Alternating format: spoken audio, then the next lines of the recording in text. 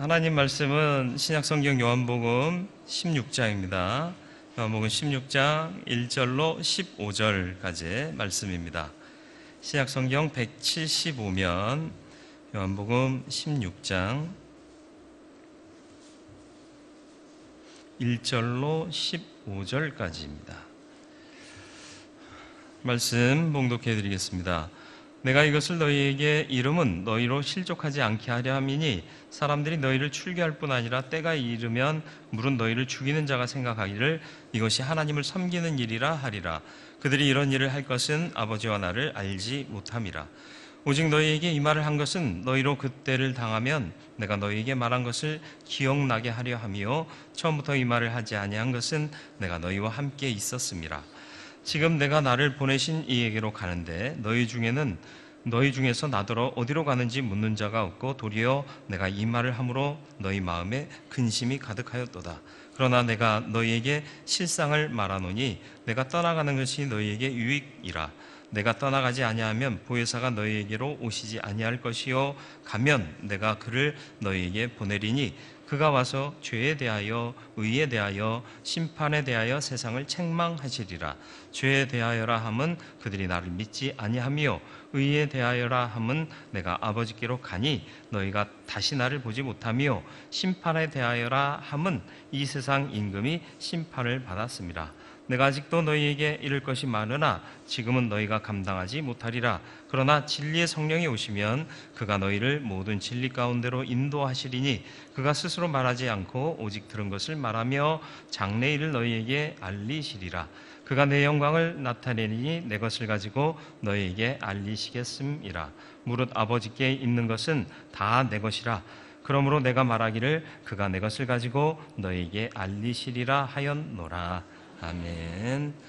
거룩하고 자비로우신 아버지 하나님, 오늘도 말씀 앞에 섰습니다. 말씀 통하여 하나님의 뜻을 알게 하시고 알게 하신 그 뜻대로 순종하며 살아가는 성도의 삶을 살게 하여 주옵소서. 귀를 여시고 마음 여시고 우리의 생각을 열어 주옵소서. 예수님의 이름으로 기도드리옵나이다. 아멘. 마태복음 19장 14절에 예수께서 이르시되 어린 아이들을 용납하고 내게 오는 것을 금하지 말라. 천국이 이런 사람의 것이니라. 이렇게 말씀하셨습니다. 어린이의 어떤 특성을 가지고 말씀하셨을까요? 말하면 그대로 들어요. 그래서 예전에 이제 제가 중학생 때인가 고등학생 때인가 버스 정류장에 서 있는데 그때는 차장이 있던 시절입니다. 이제 차장이 없어지는 그 몇 해 전인데 초등학생, 아주 어린 초등학생하고 부모가 실갱이를 하고 있어요. 아이 왜? 막 그래요. 그래서 무슨 얘기인고 하고 들어봤더니 엄마 아빠가 차비를 좀 아끼려고 차장 언니가 너 학교 다니니? 그러면 안 다녀요. 몇 살이니? 그러면 몇 살이니? 그러면 7살이라고 그러지 말고 6살, 8살에 학교 가나요? 하여튼 그 취학 연령이 아닌 바로 아래 1살. 부모 마음에는 그거라 막 이런 마음을, 또 옛날에는 또 그거라도 아끼고 싶은 마음에, 그죠? 그랬잖아요. 요즘 같으면 다 내고 다니는데 옛날 부모들은 또 시대가 그랬고 그랬지 않습니까? 근데 아이는 안 된다는 거야. 선생님이 거짓말하지 말라고 그랬다고. 그죠? 아이들은 가르친 대로 해요. 그게 이제 천국에 합당한 자의 모습이에요. 오늘 주님께서 앞으로 제자들이 받을 시련과 어려움들, 핍박들 이런 것들을 예고하시니까 주님은 내심 어떤 반응을 기대했느냐 하면, 그래, 주님이 함께 하시고 성령을 보내주신다는데 우리가 능히 이길 수 있을 거야. 그러면서 두 주먹을 불끈 쥐면서 결의에 찬 마음으로 주님의 뜻이라면 저희가 순종하겠고 우리가 어떤 시련이라도 이기겠습니다 하는 이 마음의 깊은 속에서 나오는 기쁨이 그들에게서 나타나기를 기대했어요. 그런데 제자들의 반응은 어땠을까요? 근심했더라 그랬습니다. 왜 근심했을까요?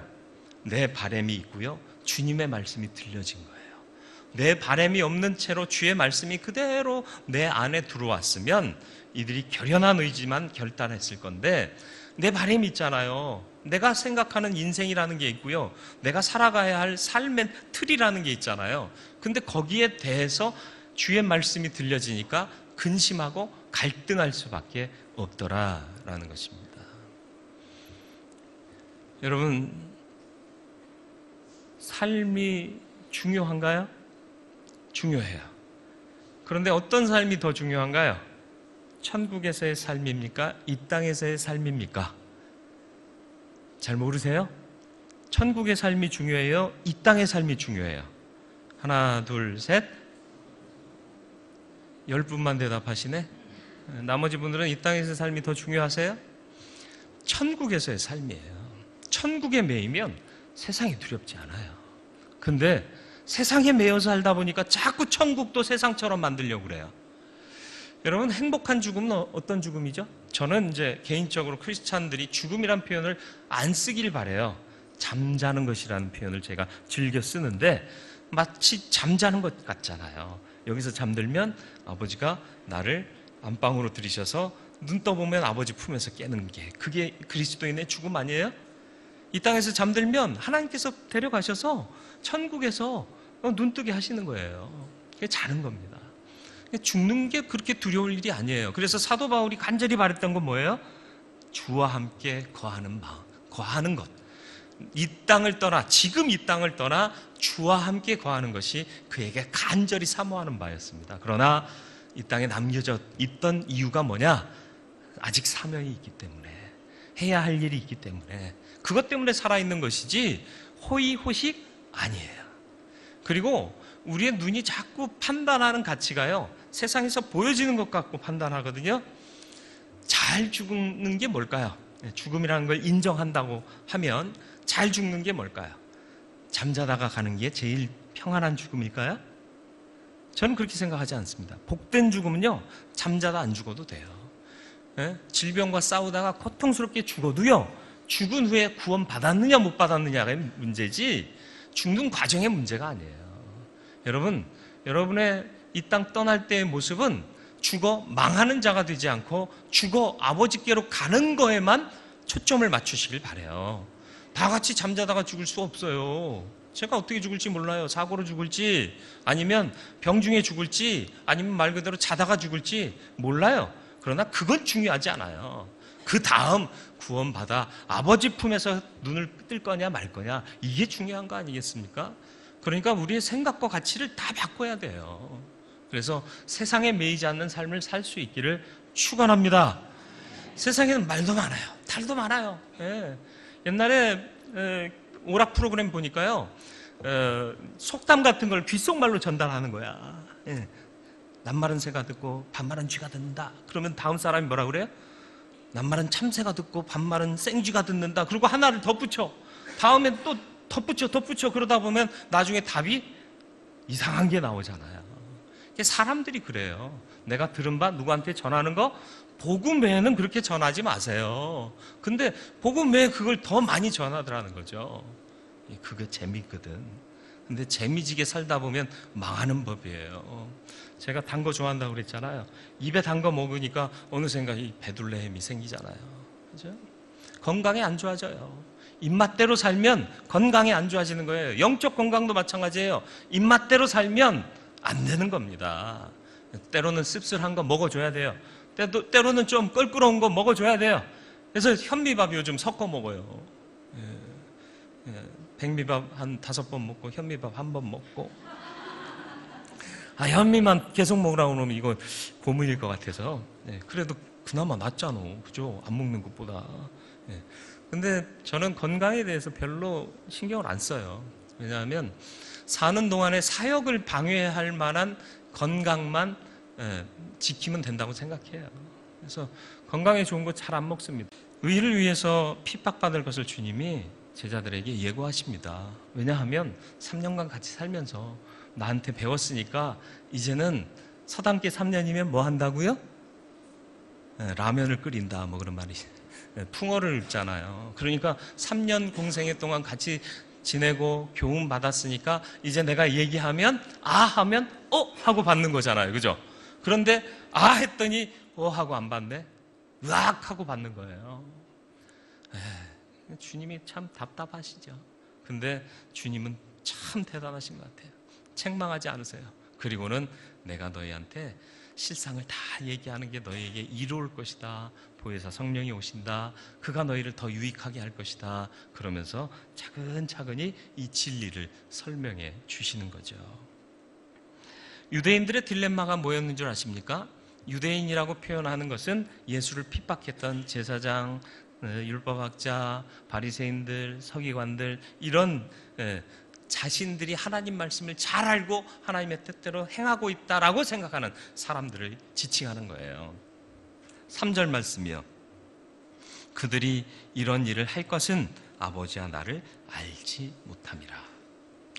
너희들 핍박할 텐데 그들이 그런 일을 하는 것은 하나님에 대해서도 모르고 나에 대해서도 모르기 때문이다. 근데 그 사람들이 뭐 했던 사람이라고요?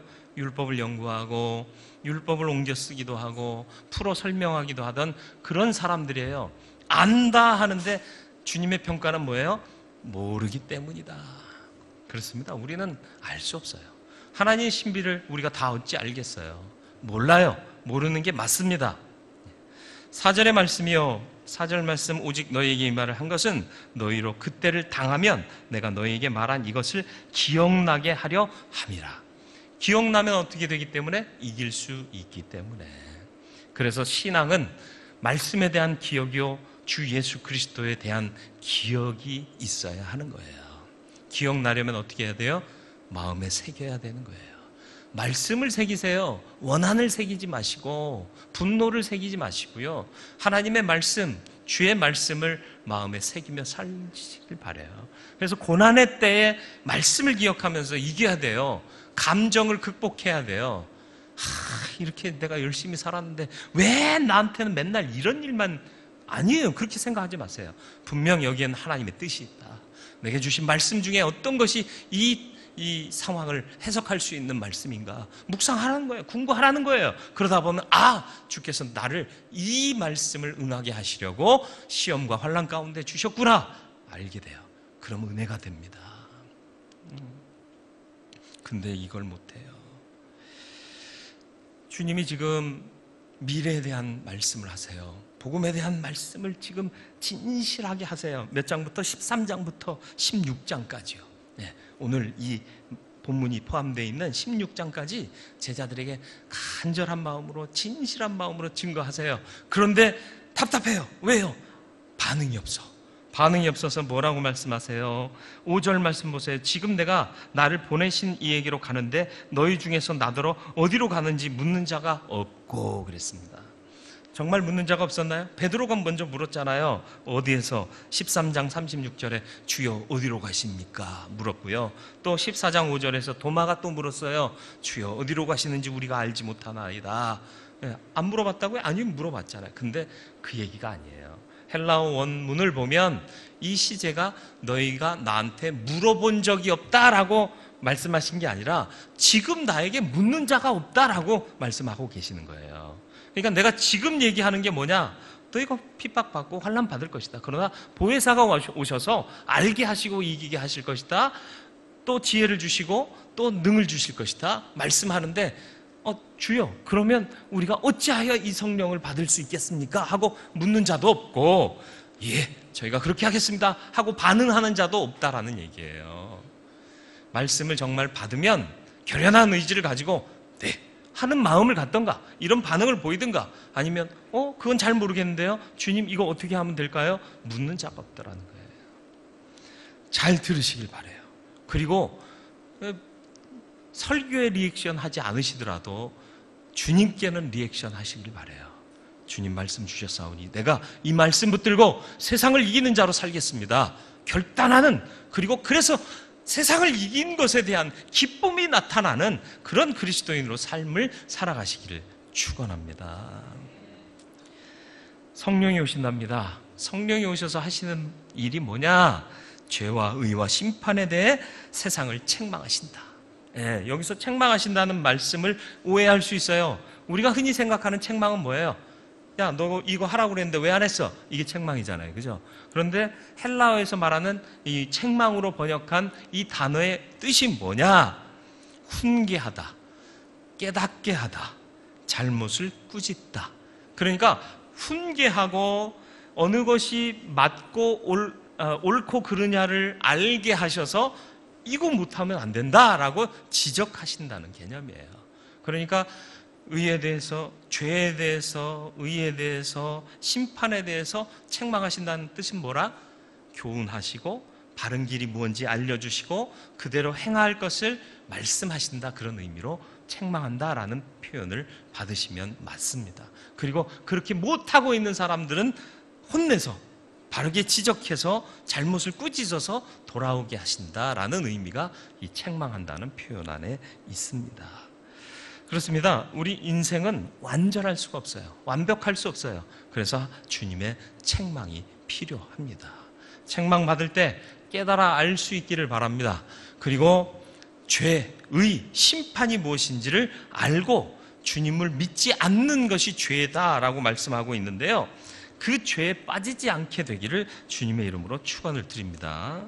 8절 말씀을 보시죠. 9절 말씀입니다. 9절 말씀을 좀 띄워주실 수 있나요? 네, 같이 읽습니다. 죄에 대하여라 함은 그들이 나를 믿지 아니함이요. 주님을 믿지 않는 게 죄랍니다. 네. 여러분, 주님 믿으십니까? 정말 믿으세요? 믿음 말씀대로 살아야지. 말씀대로 다 사세요?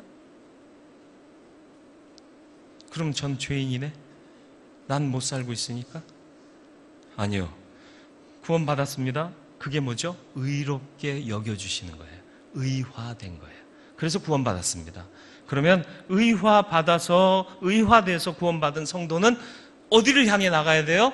그리스도의 장성한 분량에까지 성화되어 가야 돼요.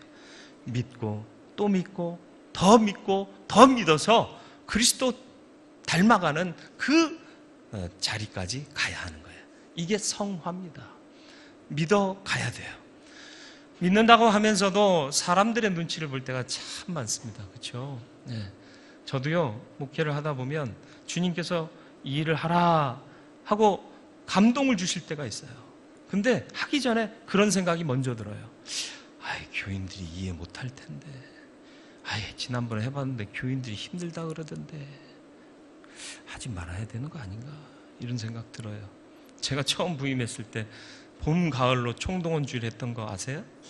기억나세요? 그런 때가 있었나? 한 번 했더니 다들 막 너무 힘들다고. 그래서 또 뭘 하면 교인들이 힘들지 않을까? 이거 하자고 그러면 힘들다고 안 할까? 막 그러면서 점점 좁아지는 것 같아요. 여러분을 뭐라 하는 게 아니라 제가 그렇게 사람들의 소리를 또 민감하게 받더라는 거예요. 이게 믿음이 적은 거예요. 이게 사람을 살리는 일이면 강력하게 추진해야 되는데 그거 못하겠는 거예요. 어떤 분들은 그래요. 목사님 강하게 하세요. 강하게 하면 당신은 시험 안 될 것 같아? 네. 그래요. 강하게 하시라는 분이 자기 입맛에 안 맞는 일을 강하게 하면 시험 안 될 것 같습니까?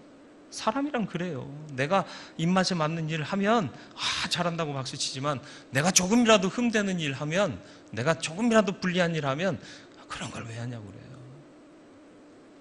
그래서 제가 늘 강조했던 바가 뭐예요? 목사 편 되려고 하지 말라고. 네? 목회자 편 되지 말고 하나님 편 되라고.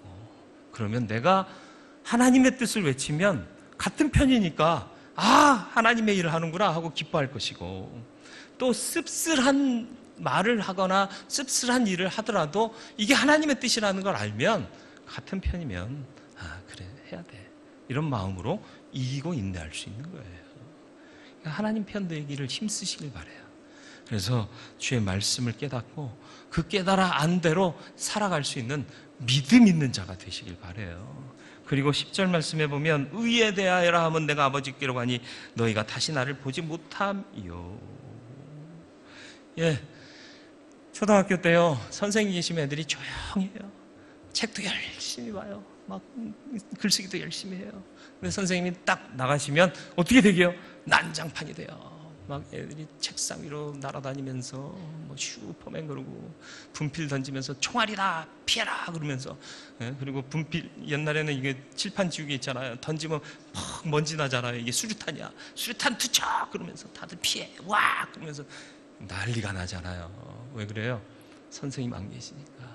그러니까 주님이 하신 말씀이 뭐예요? 의에 대하여라면 내가 아버지께로 가니 너희가 나를 다시 보지 못하며, 나 있을 때는 그나마 니들이 나의 컨트롤을 받으니까 그나마 잘 사는데 나 없으면 어떤 표준으로 살겠니? 너한테 가르치는 사람도 없고 성령이 오시지만 감동하시고 깨닫게 하시는 것이고, 그러니까 너의 표준은 의여야 한다. 의를 표준 삼고 그 의를 붙잡고 살아라, 그 말씀을 하고 있는 거예요.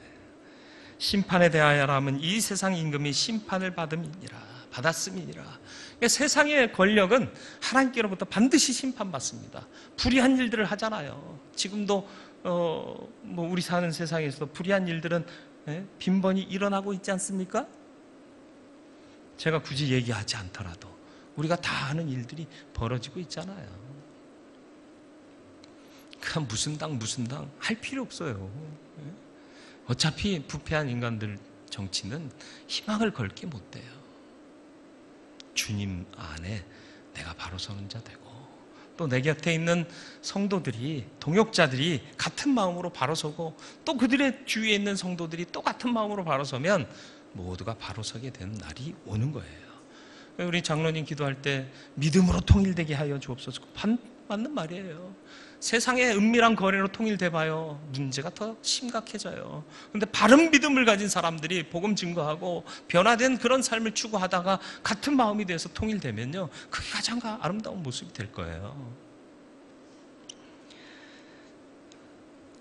핍박 받을 때 주의 말씀을 기억할 수 있는 저와 여러분들이 되길 바랍니다. 왜냐하면 믿음으로 이겨야 하기 때문에 그렇습니다. 주님 말씀에 응답하는 삶을 살고 결연한 결단을 가지길 바라요. 그게 우리의 기쁨입니다. 하나님을 두려워하면 세상 두려워하지 않습니다. 하늘의 진리를 깨달으면 세상에 연연하지 않습니다. 결론입니다. 성령은 영이시기 때문에 우리에게 더 유익해요. 주님은 성육하셔서 육신 안에 계세요. 그렇기 때문에 무소부재할 수가 없어요. 그러나 성령은 영이시기 때문에 무소부재하고 우리를 말하지는 않으시지만 깨달아 알게 하신다라는 것입니다. 그리고 말씀하실 때에도 임의로 말씀하지 않으시고 하나님께서 하라 하신 것만 받아 전하는 역할을 하셔요. 그러니까 우리에게 더 유익합니다. 성령을 따라 행하는 사람은요, 내 임의로 말 섞지 않습니다. 그 성령께서 죄와 의와 심판에 대하여 책망하십니다. 어떤 것이 옳은 것이고 어떤 것이 그런 것인지를 알게 하셔서 그 길을 걷게 하시고 흐트러지지 않게 하시고 어긋난 자를 바로잡아 주신다는 거예요. 이 말씀을 들은 제자들 어떤 반응을 보였죠? 결연한 의지를 가지고 결단하고 마음에 기쁨이 있어야 할 것인데 그러지 못했다는 거예요. 근심했다는 거예요. 혹여 우리가 주의 말씀으로 도전받을 때 마음이 괴롭고 근심하게 되는 일은 없는지 돌아볼 수 있기를 바라고요. 내 뜻과 맞지 않을지라도 하나님의 진리에 합당하다 하면 근심하지 말고 예 하고 받을 수 있는 저와 여러분들의 삶이 되기를 바랍니다. 깨달아 알게 하시는 성령님, 성령의 임재를 통해 하늘의 신비를 깨달아 알 수 있는 저와 여러분들이 되기를 주님의 이름으로 축원을 드립니다. 핍박 때에도 주의 말씀 기억하고 믿음으로 이기고 주님 말씀에 응답하는 삶을 살고 결연한 결단으로 기쁨을 소유한 삶을 살아야 합니다. 핍박의 때에도 주의 말씀을 기억하여 믿음으로 이기고 주의 말씀에 응답하는 삶을 살며 결연한 결단으로 기쁨을 소유한 삶을 살아야 합니다. 성령은 영이십니다. 우리에게 더 유익하십니다. 그 성령께서 죄와 의와 심판에 대하여 책망하십니다. 책망이라는 게 혼내고 윽박지르는 것이 아니라 옳고 그름을 분명케 하는 것이라 했습니다. 그것을 따를 수 있게 하시는 겁니다. 제자들은 근심했습니다. 우리는 주의 말씀 받을 때 근심합니까? 돌아봐야 됩니다. 근심하지 말고 결연한 결단을 가지고 기쁨을 회복할 수 있는 믿음의 사람이 되길 바라고, 깨달아 알게 하시는 성령님, 그 성령의 임재를 통해 하늘의 신비를 아는 자로 살아갈 수 있기를 바라고, 하늘의 신비를 알면 세상에 연연하지 않고 세상을 두려워하지 않고 살 수 있습니다. 이 믿음이 저와 여러분들의 믿음 되기를 주님의 이름으로 축원을 드립니다. 말씀을 생각하며 함께 기도하겠습니다.